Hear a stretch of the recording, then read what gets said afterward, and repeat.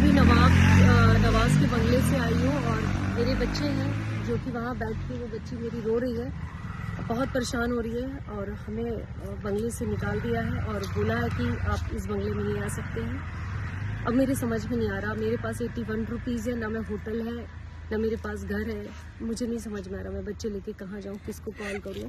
और मेरी बच्ची परेशान हो रही है इस वक्त और मुझे नहीं पता कि नवाज़ इस तरीके की हरकत इसको शोभा देती। इस इतना गिर चुका है नवाज़, मैं तुझे कभी माफ़ नहीं कर सकती, कभी माफ़ नहीं कर सकती। जो बच्चों के साथ मेरे कर रहा है वो कभी माफ़ नहीं कर सकती हूँ।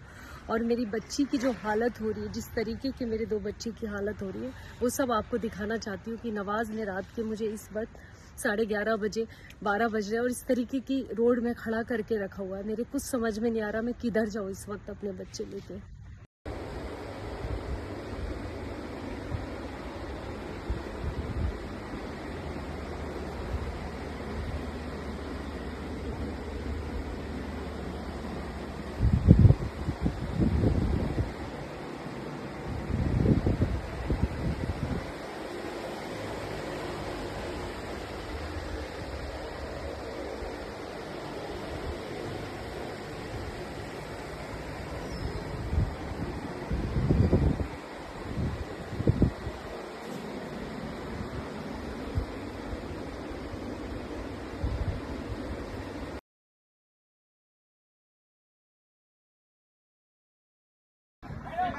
नवाज़ ने कल एक्चुअली कोर्ट में एक केस डाला हुआ है जिसमें उनका कहना है कि ये बच्चे उनको चाहिए, ये कस्टडी बच्चों की वो ये चाहते हैं, बच्चों की कस्टडी वो चाहते हैं। मैं सिर्फ आप लोग से ये जानना चाहती हूँ, जिस शख्स ने कभी बच्चों को महसूस ही नहीं किया, ना पेट में महसूस किया, ना पेट में होने के बाद महसूस किया, ना बड़े होने तक, उसको पता ही नहीं डायपर कितने का आता है, डायपर पहनाते कैसे, उसको ये नहीं पता चला बच्चे कैसे बड़े हो गए, 12 साल के कैसे हो गए, कौन से बच्चों का कपड़ा कब किस एज में चेंज होता है, उसको कुछ नहीं पता। वो बच्चे मुझसे छीन के आज अपने पावर से दिखाना चाहता है कि वो बहुत अच्छा बाप है।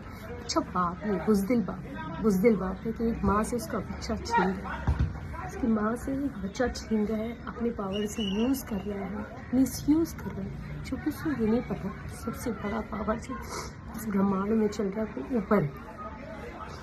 अपने पैसे से तुम कितने लोग को भी खरीद लो, कितने लोग को खरीद लो, मेरे बच्चे नहीं छीन सकते, कभी नहीं छीन सकते। तुमने मुझे पत्नी नहीं माना, तुमने सबके सामने अब ये एक्सेप्ट कर लिया कि मैं तुम्हारी पत्नी नहीं हूँ, जबकि मैंने तुम्हें हमेशा अपना पति माना, हर डॉक्यूमेंट से लेकर हर चीज़ में मैंने पति माना। और मैं धोखे में रही कि तुमने मुझे पत्नी माना। इस चीज़ को मैं कभी बर्दाश्त नहीं कर पाऊँगी, मैं ये ज़ख्म कभी भरेगा, क्योंकि मेरी जवानी के दिन से लेकर आज मैं 40 ईयर्स की हो रही हूँ। मेरी ज़िंदगी की सबसे कीमती लाइफ के टाइम मैंने तुम्हें दी और उसके बाद तो मेरे बच्चे छीनने की बात करो, मेरे बच्चे ले जाओ मुझसे। तो मेरे पास एक पैसे की प्रॉब्लम, फाइनेंशियल इतनी लॉस चल रही है, मेरे पास पहले भी नहीं था, अभी भी नहीं है। इस शख्स ने मुझे हमेशा, पर मैंने कभी नहीं इस चीज़ को बोला कि मैं फाइनेंशियल इसमें हूँ, बट अब मैं बता रही हूँ कि मेरे हर तरफ से इसने मुझे कमज़ोर करके रखा हुआ है। बट अब मेरे बच्चे छीनने की बात कर रहा है। मुझे लगता है कि यार ये आदमी इतना गिर चुका है अपने पावर के और अपनी फेम के चक्कर में, इतना बौखला गया, इसको पता ही नहीं कि माँ से बच्चा छीन रहा है। जिसने अपने बच्चों को सीने, आज भी मेरे दोनों यहाँ चिपक के सोते मेरे गले में, और ये मुझसे बच्चे छीनेगा, मुझसे बच्चे छीन के कहाँ रखेगा।